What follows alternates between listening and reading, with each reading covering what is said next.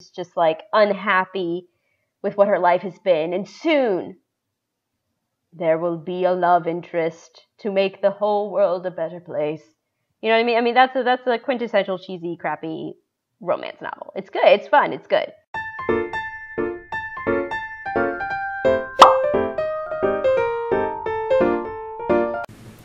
Okay, we're here. If you remembered last time, there was a last will and testament. Let's see what it says. And now, I shall read Harold Anderson's last will and testament. And to my dearest granddaughter, I give my estate. All the furniture and decor that resides within the house shall also be given to my granddaughter. What? I couldn't believe my ears. I had earned? Not earned. You didn't do anything. God, you've been given the family estate at 18? That was impossible, and yet it was written by my grandfather's hand. He passed the family estate to her? Why am I not surprised? Ooh, Dad's not very nice. Dear. Well, did he say anything about what will become of the CEO and chairman position of the Anderson Toys Company? Oh, that's also mine too. No. It is presumed that the vice chairman okay. will succeed the position. Is that him? Even to the bitter end, he wouldn't give in. Oh, what a stubborn old man. About the estate. Should we send her there to get used to the building? It'll be a good place for her to live after high school. She's still in high school and you're just going to be like, you go live in the empty estate where your grandfather used to live. Bye. Peace. Deuces. Are you sure we should? What? No, you should not. Why not? This would be a good experience for her. Because she's still in high school and she doesn't want to be living alone? Honey, what do you think? Me? I wasn't really sure what to say. Why did my grandfather think I was the appropriate heir to the mansion? Was I even ready to live on my own? Well, that seems to be it. We'll be taking our leave now. I'm sure the little heiress needs some time to adjust. He's so mean. David. David. Oh, yeah, he just walked away. He doesn't care. Don't mind him, honey. I think that your grandfather's passing really affected him. Why don't we get back home for now? I don't think so. I have a feeling he's just a jerk because that's how the writing is. You can go on ahead in the car, Mom. I think I need some time alone with Grandpa. Oh, of course. Take all the time you need. Oh, she gave me a quick hug and hurried after my dad. I'm sure that if Grandpa were in charge of arranging all of this, it would have been much different. It was blatantly obvious that my dad was in charge of the whole event, who also bury their own family the same day they pass away. Okay, I made fun of that last time. Okay, so there's a reason for it. Her dad's a little crazy. Everyone knew my grandfather's love for toys, yet the grave was a mere stone slab on the ground, void of any children's toys. My dad didn't even bother putting flowers. His disdain for my grandfather was almost pitiful. Sorry, Grandpa. I tried to force out some words, but the only thing that came out was a choked sob. You told me to stay strong, but right now I'm the farthest from it. Like that one time, a long time ago. It's so ridiculous. Okay, like that one time, a long time ago. Flashback. Grandpa. Aww. Oh, it's so good to see you again, sweetie. Oh, good to see you, young voice actor. Unlike my father, my grandfather was loving and playful. Sorry Daddy couldn't be here today. He said he wasn't feeling too good again. It had always been like that. Yeah, we get it. Is that so? Well, that's okay. Daddy can come around next time. And you're here, right? Yeah, so what are we gonna do today, Grandpa? Mommy says there's a new dessert cafe open in town. Maybe we could go. Oh, I would love to. But I've been so busy with the company these days. We're actually working on a little something. Would you like to see? The guy who's in charge of the entire company, the CEO, he can't take an hour break and go get some dessert with his granddaughter? I thought he's supposed to be the good guy. Yes. Ooh, is that a toy? It is. I was designing a new line of them, but I feel like something's missing. You don't think you could help me out, could you? Of course. He placed the toy in my hands with a smile, and I inspected it carefully. It was beautifully crafted, and obviously a lot of work was put into it. There was one thing, though. So, what do you think? I think the heart on his chest should light up when you hug it. It'll be like it's alive, and it can be like a little nightlight before you sleep. He stroked his chin, considering my input while nodding his head. After a few moments of silent deliberation, he turned to me with a chuckle. That's a great idea. I'll get to changing it right away. You're always like my little lucky charm, dear. You always know what to add to make the perfect toy. This voice actor is like 19 years old. Well, I hope I can be like you one day, Grandpa. You want to make toys as well? Well, making people happy is the best feeling in the world. I don't know if I want to make toys when I grow up, though. Don't worry too much about it. You have plenty of time to decide. Besides, you should do what makes you happy as well. That makes sense. Daddy doesn't think of it the same way, though. Your father. Your father. I'm sure he just wants the best for you. I'm not so sure about that. Oh, oops. There we go. I'm not so sure about that. Sweetie, look at me. He bent down to look at me eye level with a serious look on his face. As much as your father may say something that doesn't make sense now, you must remember that he's always thinking about you. He loves you. There's no doubt about that. And you need to love him just as equally. I mean, okay. I don't hate Daddy. I really do love him. I don't know why he's like this, though. Your father and I have had some difficulties with each other in the past. But it's nothing that you should be concerned about. I had heard tidbits of this from my mother and various other people. Various and sundry people. The only people who had stayed quiet were my father and grandfather. Both of them refrained from saying a word on the subject matter, but it was clear that whatever happened set up a wall between them. It's hard, though, trying to pretend as if nothing were wrong. However, no matter what, you have to stay strong. You're a big girl already, and, well, there'll come a day when it seems like it's you against the world. But always remember that your family and friends will be here with you. Daddy, Mommy, your friends at school, me. We'll stand together to get through it. How can you be so sure of that? Because we'll be right here and here. And in your heart.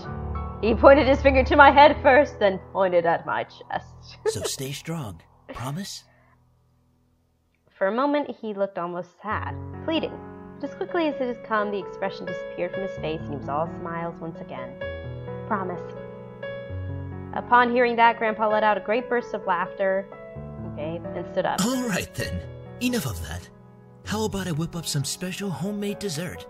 I know I can't accompany you at that new cafe, but we sure can talk and eat while I cook and do some paperwork. Homemade dessert? I'll race you to the kitchen. Hey, slow down there. I'm not what I used to be. Okay, wait, what? Why did we have that flashback? I realized it was to give us background on the father and the grandfather, but what did she... She just said randomly like that one time a long time ago. Alright. Okay, so she's angry. I'm sorry. It's hard to stay calm when you've left me with so many questions, especially about what happened between you and Dad. What am I doing? Talking to a grave. My vision blurred and I suddenly realized I was crying. My face heated up as tears rolled down my cheeks. I'll bring you some flowers later. I miss you, Grandpa. I'll try my best to fulfill my promise I gave to you, even if the world might be turned against me. Who's turned against you? You're rich and you just inherited an entire estate and furniture. I left the grave, wiping my tears hastily so my parents wouldn't see. Well, it's time to head back home. I'll cook up your favorite lasagna when we get home, okay? Yes. Thanks, Mom. Oh, sorry, wait, she's not supposed to be happy. She's supposed to be sad. And we're like, thanks, Mom. Okay, anyways. Dad didn't speak the entire drive home. I hope you don't mind that I'm not reading the entire things. I'm just feeling like we're not actually to the story. So I'm just... It's about time we took off those dreary black clothes. Hurrying it along. You're not wearing black, you're wearing green. Well, it's not like olive green. Is it black? Gathering my courage, I decided then that it was time to talk. Dad, could I ask you something? Go ahead. Oh, God. Why do you want me to move into the estate so soon? I thought I made that rather clear. The college near your grandfather's house is well known for its business program. You are planning to major in business, yes? No. Right after you graduate from high school, you'll just live there and can easily commute to and from school. It's a perfect fit for you. I mean, cool, then why don't I just move in when I'm getting ready to go to college and not, like, tomorrow? But it's so sudden. You just decided so quickly right after the funeral. Don't be so sensitive. If you're like that in the real world, you'll be crushed. What? I'm just saying maybe we could talk a bit more about my future. In reply, my father rubbed his temples and sighed quietly. After you graduate from college, you'll work at Anderson Family Toys. I have connections since I am part of the board of directors, so you will be guaranteed a spot. That is what we talked about before, yes? I'll have connections? Like, yeah, it's a family business. I realize, I guess, that the grandfather didn't leave him the business and the vice president, whoever that is taking over. But it's just like, I have connections? Yeah, I know. But what if... Stop mumbling. Oh my god, dude, chill, you're freaking me out. What if I don't want to work there? Don't be silly. It's the family company, our company. I'm not just going to hand it over to some incompetent vice chairman. Oh. He came closer to me and his face softened. Look, this is all for the best, okay? You may not know it right now, but you will appreciate it later. Okay. For some reason, when I heard him say that, something snapped in me. I wasn't sure what it was, but it made me feel so angry. Do you even care that grandfather passed away? Of course I do. Well, everything seems fine and dandy to you. Things couldn't be better. Excuse me? I don't like your tone, young lady. It's like nothing even happened at all. Like you just ignored the fact that he's no longer here. Do not raise your voice at me. What did he ever do to you to deserve this? My father, his face hardened, crossed his arms, and erupted in angry laughter. Uh-oh, we're gonna hear something bad about Grandpa. Ha! You sure place him upon a pedestal, like he's some kind of venerated god or something. It makes me sick. Okay, well then, why don't you just tell me what happened? Is that it? Are you happy seeing grandfather dead? While everyone was grieving, were you just holding yourself back from laughing in everyone's faces? Did you feel just a bit happier seeing him lie in the graveyard? Ah! Oh my god! What the... A flash of rage crossed his face and he whipped the back of his hand across my cheek. You don't know anything! Running your mouth like somehow you know everything that went on, when you're just a little girl that doesn't know how to keep her mouth shut! Oh my god. You did not know my father! You did not know what he was capable of! Is everything all right? What happened? Nothing. I'm not hungry. I think I'll just go upstairs. Honey, wait! Oh. I feel bad for this fictional character. How did things become like this? My cheek still throbbed. Oh god, what? He hit your cheek? Oh my god, girl. Oh my god. Hopefully it doesn't bruise. What am I saying? Tears formed in the corners of my eyes, but I blinked them back rapidly. I couldn't cry for the second time today. Why not, girl? Go ahead, man. Cry. You can cry 10 million times in a day if you need to. I had to be stronger than that. Are you all right? Your father told me nothing happened, but you know your father. I'm fine. I just lost my appetite. The lasagna's done, though, and I don't want you skipping any meals. Are you sure? Yeah, don't worry about me, Mom. I'll come downstairs later to eat. You're not telling me the whole story. I just don't want to eat right now. Please, dear. Tell me what's going on. I wish you would tell me why you're being like this.